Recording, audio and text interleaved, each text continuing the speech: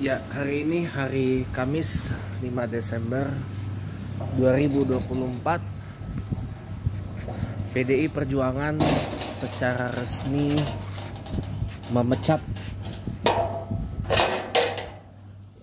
Presiden ke-7 Republik Indonesia Bapak Joko Widodo, kemudian Wakil Presiden ke-14 Republik Indonesia Gibran Rakabuming Raka, dan Gubernur presumtif terpilih Sumatera Utara Bobi Nasution dari keanggotaan dan kekaderan PDI Perjuangan.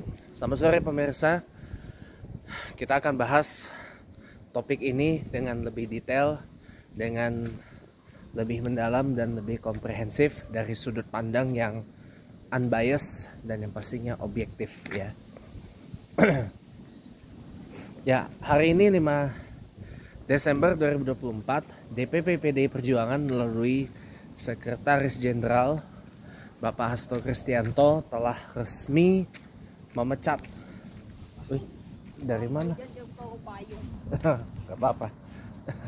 Telah resmi memecat ya mantan presiden ke-7 Republik Indonesia, yaitu Bapak Joko Widodo, beserta Wakil Presiden petahana saat ini, yaitu Gibran Rakabuming Raka, dari keanggotaan dan kekaderan PDI Perjuangan. Alasannya karena tidak sejalan dengan visi misi dan prinsip politik yang dianut oleh PDI Perjuangan. Gak cuman Jokowi, Gibran dan Bobi saja yang dipecat, tapi ada 27 kader PDIP yang telah diberhentikan. Di antara termasuk yang kemarin juga baru dipecat adalah Effendi Simbolon. Ya, gara-gara mendukung paslon di Jakarta, paslon Cagup Cawagup Jakarta Ridwan Kamil Suswono yang diusung oleh Koalisi Merah Putih Plus ya, atau KMP Plus. Saya mohon maaf tidak menggunakan kata Koalisi Indonesia Maju ya, karena itu adalah koalisinya dari pemerintahan Presiden Jokowi. Kalau Prabowo Subianto kan nama ininya kan Merah Putih. Jadi saya menggunakan istilah Koalisi Merah Putih atau KMP ya, atau KMP Plus. Ya, tepatnya lebih pas lagi Koalisi Merah Putih 2.0, 2.0, karena Koalisi Merah Putih yang pertama 1.0 itu terjadi di Pilpres 2014. Nah, teman-teman semua, apa tanggapan saya? Ya, kembali lagi saya harus menyampaikan dengan tegas dan apa adanya ya. Kalau mau berkhidmat, kalau mau berpolitik bersama PDI Perjuangan ya, nomor satu, jangan pernah main yang namanya ambisi pribadi. Itu yang menjadi alasan kenapa PDIP memecat Jokowi, Gibran dan Bobi Nasution. Karena mereka lebih mengedepankan ambisi, terutama Pak Jokowinya. Jokowi lebih mengedepankan ambisi pribadi untuk stay in power, untuk tetap berkuasa. Gagal 3 periode, gagal tunda pemilu sampai dengan tahun 27 ya. Lalu diakalilah dengan dibantu oleh istri beliau, Ibu Iriana, mantan ibu negara ya. Sekaligus ibu negara yang terakhir ya, karena di era Presiden Prabowo Subianto tidak ada ibu negara ya, karena Presiden Prabowo adalah seorang duda ya. Duda tapi keren. Duda keren. Soalnya duitnya banyak, triliunan. Ya. Ya, jadi ya dibantu oleh kemarahannya Ibu Iriana kepada Ibu Megawati, Ketua Umum PDIP yang juga Presiden kelima dari Republik Indonesia. Menurut saya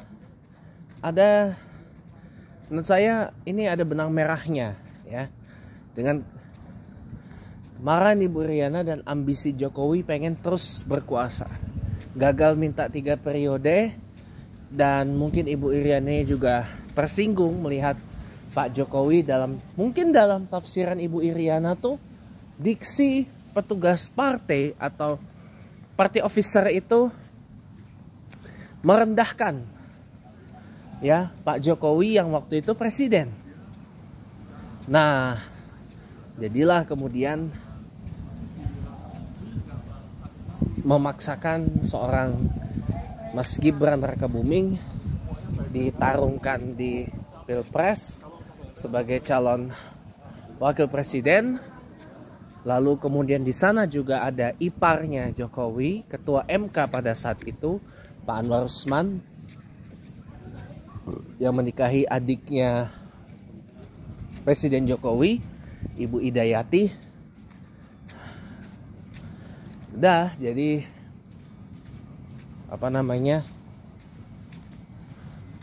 timbullah ya, membuat orang yang tadinya mendukung Jokowi menjadi tidak lagi simpatik terhadap Jokowi. Nah, teman-teman semuanya yang berbahagia, ini yang menjadi menjadi sebuah landmark. Jadi partai yang selama ini menaungi karir politiknya Pak Jokowi ditinggalkan gitu aja demi ambisi pribadinya, demi syahwat nafsu kekuasaannya, bahkan terang-terangan ngomong kepada anggota DPR dari PDI Perjuangan yang politikus senior juga, yaitu Rieke Diah Pitaloka, dengan mengatakan kita tidak butuh ideologi, kita butuhnya kerja, katanya. Nah, ini yang menjadi sebuah masalah besar ya, dan inilah yang membuat Jokowi lebih mengedepankan ambisi pribadinya supaya bisa tetap stay in power. Nah, walaupun presidennya sudah pun berganti dari Pak Jokowi ke Pak Prabowo Subianto, tapi tetap aja orang akan punya penilaian bahwa kabinet merah putih Presiden Prabowo Subianto ini adalah kabinet setengah-setengah, atau kabinet Prabowo rasa Jokowi, atau pemerintahan Prabowo tapi masih rasa Jokowi.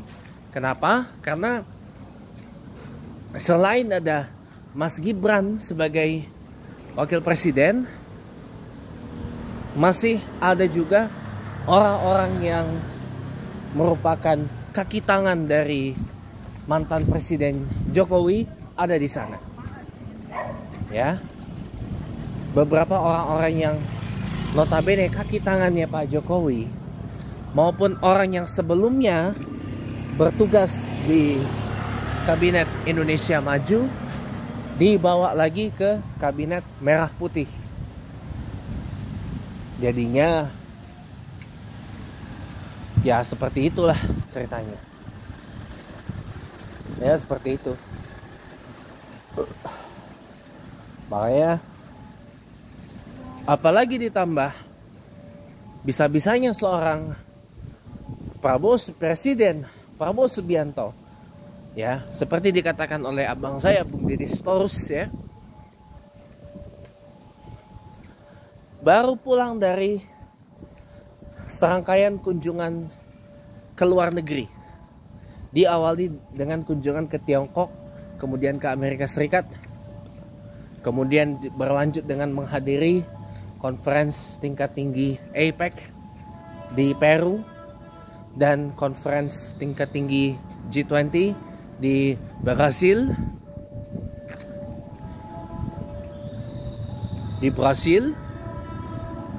Brasileiro, ya, Brasileia. Kalau orang sana bilangnya Brasil, gitu ya. Lalu diteruskan ke Inggris, ya, dan ditutup dengan kunjungan ke Emirat Arab dengan sambutan yang saya lihat itu benar-benar luar biasa sekali, dan kembali ke tanah air.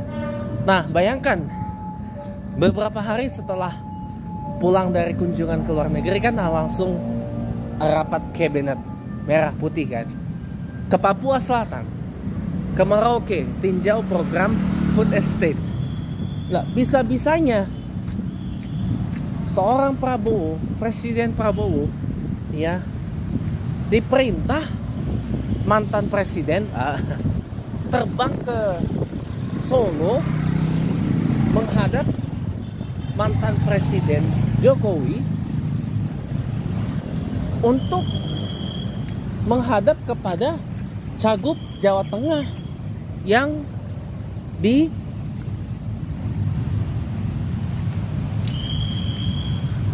didukung oleh Jokowi, Pak Ahmad Lutfi. Lalu disuruh bikin video yang dimana kalau saya lihat secara gestur dan mikroekspresi, sepertinya Bapak Presiden Prabowo ini tertekan, ya, sangat tertekan gitu loh, karena diperintah. Video yang sama juga dilakukan di Banten ketika Presiden Prabowo, ya, disuruh oleh gak tahu siapa bikin video dukung Pak Andra Soni yang notabene merupakan bukan calon pilihan Prabowo. Karena Prabowo waktu kampanye Pilpres 24 memang sudah menyatakan akan menominasikan, ya, Airin Rahmidiani, Ibu Airin, sebagai Cagup Banten. Tapi ternyata politik berbalik. Kalau di Banten besar kemungkinan Prabowo disuruh sama Dasko, karena kita tahu sendiri Andra Soni ini adalah gak tahu kakak atau adik dari Sufmi Dasko Ahmad, saya nggak tahu, ya. Lah, pertanyaan saya, Dasko ini kan jabatannya wakil ketum dan ketua harian, jabatan di bawahnya Prabowo yang ketua umum. Kok bisa-bisanya bawahan nyuruh atasan? Jangan-jangan punya power apa Dasko nyuruh Prabowo bikin video endorse Andra Soni Ahmad Dimyati Natakusuma di Banten situ. Dan bener-bener di Banten itu peran Parcok dan Bansos Gelontor itu luar biasa banget, karena Banten itu juga ada campur tangan Jokowi di situ. Kenapa? Karena PIK 2, saya udah bahas juga di sini, ya, PIK 2. Nah, buat yang belum tahu, Ridwan Kamil Suswono di masalah PIK 2 di Jakarta nggak ngaruh. Karena PIK 2, reklamasi PIK 2 itu bukan lagi masuk wilayah Jakarta. Saya jelaskan biar Anda tahu, ya. Secara administratif, Pantai Indah Kapuk 2 atau PIK 2 sudah tidak lagi berada di Jakarta, bukan wilayah provinsi Jakarta. Tapi PIK 2 sudah masuk ke provinsi Banten, sudah masuk ke kota Tangerang. Yang masih di Jakarta itu PIK 1, Pantai Indah Kapuk 1. Nah, di PIK 1 ini sebagian ada di Jakarta Barat, masuk ke daerah Cengkareng. Sebagian lagi ada di Jakarta Utara, masuk ke Penjaringan kecamatannya. Makanya kemarin wajar Ridwan Kamil Suswono minta seluruh TPS di kecamatan Penjaringan itu disuruh ulang, karena ada hubungannya dengan PIK 1. Karena PIK 1 masuk ke sana, ke Penjaringan. Nah, kalau di PIK 2 ini Banten sudah jatahnya. Itulah mengapa mati-matian bagaimana Andra Sony, Dimyati Natakusuma bisa menang di sana. Memang menang, baru sementara memang di quick count, Mas. Tapi besar kemungkinan, makanya kenapa saya katakan Pak Andra Sony ini gubernur presumptif Banten, gubernur presumptif terpilih, karena belum direkap secara keseluruhan.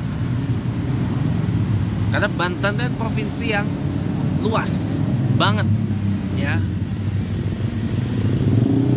Jadi ini kenapa masalah PIK 2 yang menyebabkan kenapa Airin dan Ade Sofyan kalah. Selain masalah PIK 2 dan pengerahan bansos ya, aparat dan katanya logistik dikunci, diintimidasi dan sebagainya. Ini pengaruh. Jadi memang cara berpolitik Jokowi dan kawan-kawan di Pilkada 2024 ini memang kotor. Sudah main kroyokan, main curang. Ya.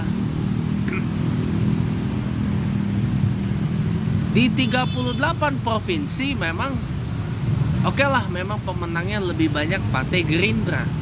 Tapi jangan lupa PDIP juga menang di 14 dari 38 provinsi yang dipertandingkan. Ini berarti setengahnya.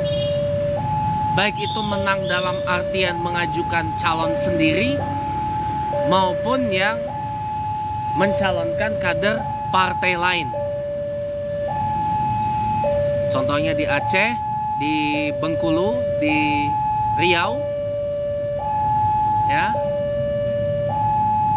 di Bangka Belitung, Kepulauan Bangka Belitung, itu PDIP menang dengan mengusung kader lain, kader partai lain. Di Kalimantan Barat, PDIP mengusung petahana wakil gubernur yang merupakan kader partai lain. Di Kalimantan Tengah masih dipegang sama PDIP walau usung partai lain,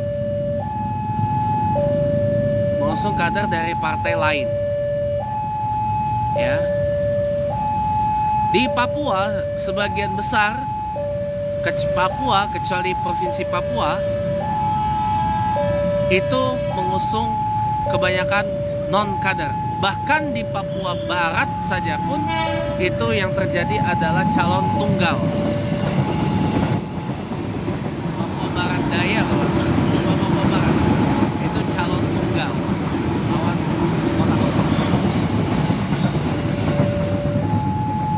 si menang, ya. Itu pun calon tunggal juga dari partai lain. Jadi memang ya sulit untuk mengerti perpolitikan Indonesia karena memang kita sistemnya adalah sistem multi partai dan ada threshold ambang batas pencalonan apa segala macam. Jadinya sulit untuk partai itu bisa menang dengan mengajukan kader sendiri. Karena ada ambang batas itu. Kalaupun tidak ada ambang batas pun, nah ini lebih memungkinkan. Partai bisa mengajukan calonnya sendiri untuk bertanding.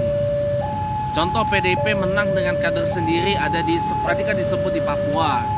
Mantan wali kota Jayapura yang menang kan Pak Ben-Hur Tommy Mano. Kemudian di Jakarta Pak Pramono Anung, di Bali Iwayan Koster, ya, itu PDIP menang kader sendiri, gitu. Menang kader sendiri dan mengusung kader sendiri, gitu.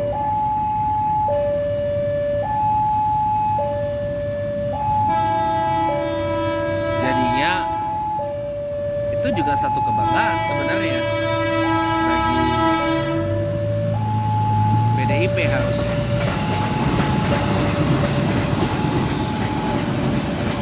Sebab itu makanya saya bangga gitu loh dengan PDI Perjuangan yang telah menghadirkan persaingan politik yang amat dinamis pada momentum Pilkada 2024 ini. Saya salut dan saya hormat sebenarnya.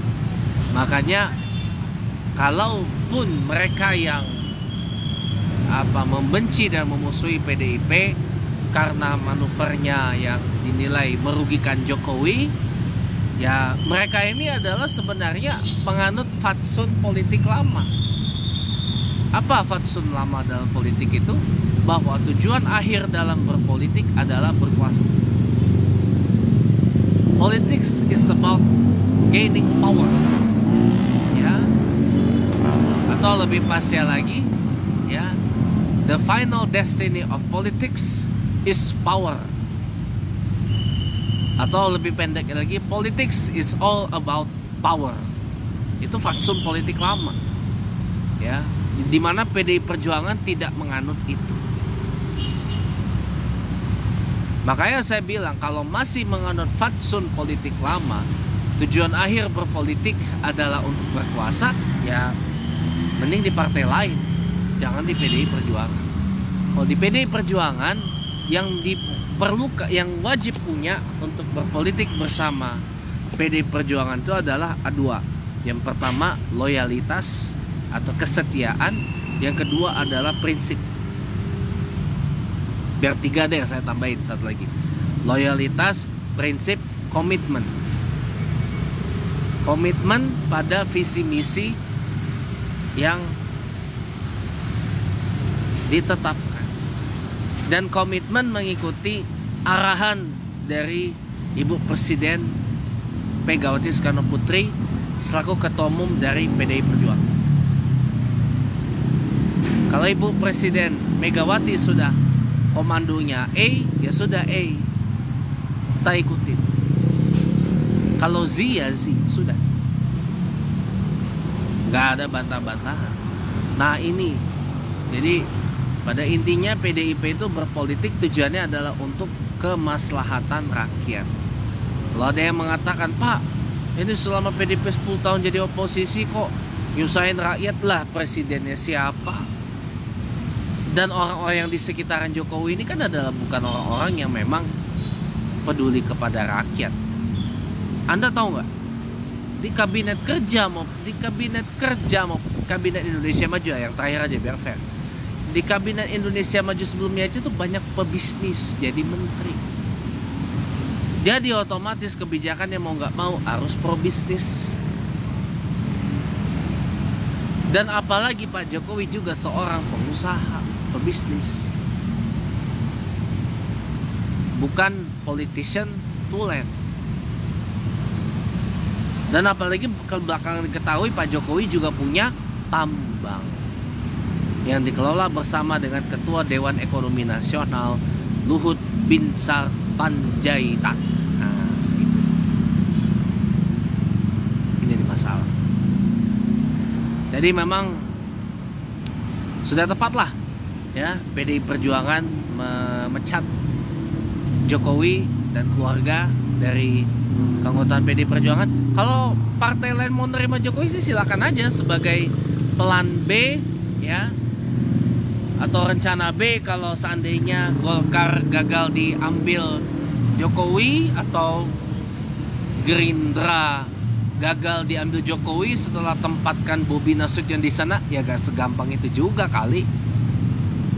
Gak rebut partai Gerindra dari Prabowo, dari para pendirinya. Kuncinya Gerindra saya kasih tahu: Pak Prabowo Subianto, Pak Hashim Joyo Hadikusumo, Pak Fadlizon, dan Pak Sufmi Dasko Ahmad. Itu para pendiri kunci dari partai Gerindra, key founders dari partai Gerindra. Ya nggak segampang itu juga kali Jokowi ambil alih partai Gerindra dari Prabowo. Ya kalau Prabowo ngerelain partai Gerindra diambil sama Jokowi, alangkah bodohnya doi. Alangkah bodohnya doi gitu loh kalau kayak gitu.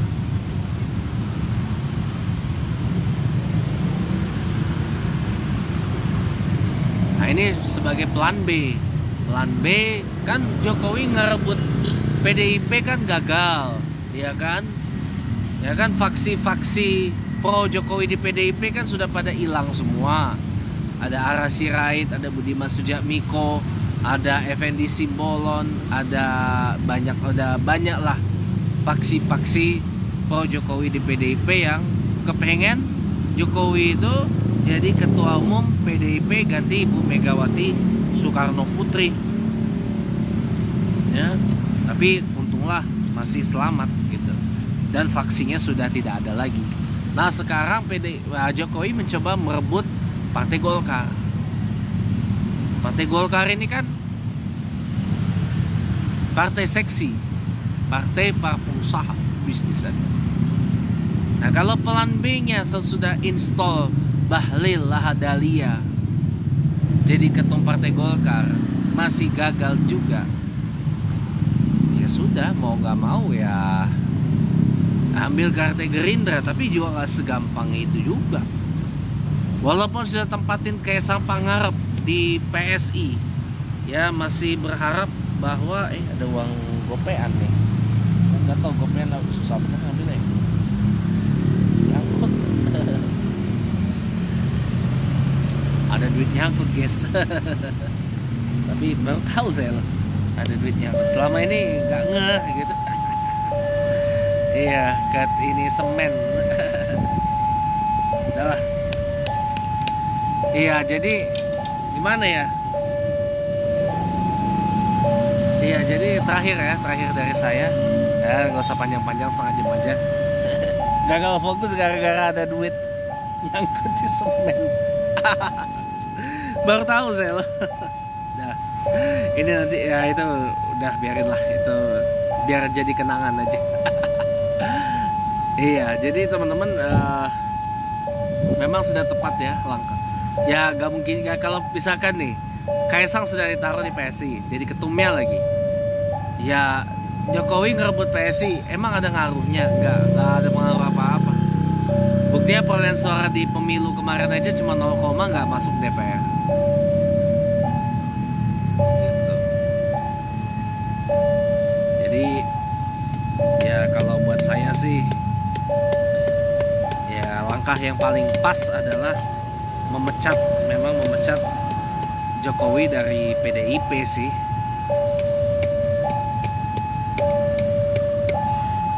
Kalau Jokowi sudah dipecat dari PDIP, itu shock terapi untuk Jokowi saya rasa, agar ya kedepannya dia tahu gitu loh bahwa PDIP itu bukan partai yang